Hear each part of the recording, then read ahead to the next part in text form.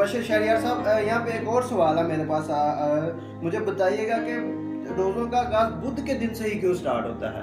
ये बड़ा मैं समझता हूँ कि इस पे भी बात होनी चाहिए, इस पे रोशनी डालनी चाहिए। क्या खुदा के कलाम हमें ये इस चीज़ के बताता है कि रोज़ों का आगाज़ बुध से ही क्यों स्टार्ट होता है? जी, आपका बहुत ही अच्छा सवाल है और ये ही जो है ना आगाज़ हमें बताता है कि हमारे 40 दिन आ रहे हैं। जब हम कलाम मुक़द्दस को देखते हैं तो 40 रोज़ों का ज़िक्र या हमें बुध से लेकर ईद क़यामतुल मसीह तक जो है ना वो सोग बनाना है, काले कपड़े पहनने हैं या रोना पीटना है या कोई ऐसे और काम जो आज आप अपनी कलीसियाओं में देखेंगे, अपने खुदाम के अल्फाज सुनेंगे, उनके मुँह से सुनेंगे, ऐसा कुछ भी बाइबल मुक़द्दस में हमें नहीं मिलता।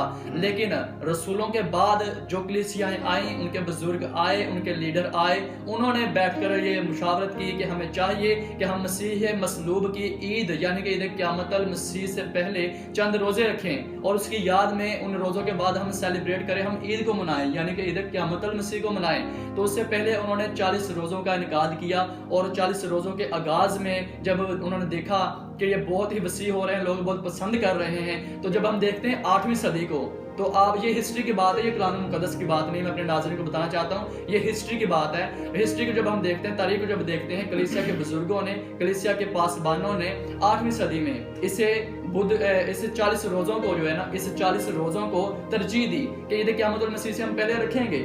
लेकिन मेरे अजीज़ों, बुध से उन्होंने शुरू किया, लेकिन राख का 8वीं सदी तक हमें जिक्र नहीं मिलता।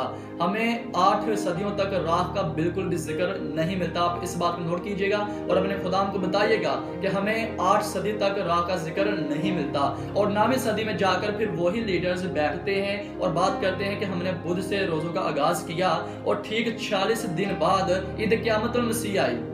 लेकिन इसमें हमने इतवार की छुट्टियां 6 ऐड की तो 40 रोजे मगर रहते हैं, यानी कि अगर 40 दिनों में 6 छुट्टियां निकाल दी इतवार की तो मगर 40 रोजे बचते हैं। तो उन्होंने 9वीं सदी में यानी कि अब से 1100 साल पहले इस चीज को कलीसिया के सामने पेश किया। लोगों ने पसंद किया कि हम बुध से आगाज करेंगे अपने रोजों का और बुध वाले दिन हम अपनी पुशानियों पर, अपने चेहरों पर राख को लगाएंगे, जो हमारी इस अलामत होगी कि हमारे रोजों का आगाज हो रहा है। यानी कि बुध से उन्होंने आगाज किया। ये 9वीं सदी के जो कलीसिया के पासबान थे, लीडर थे, उन्होंने किया।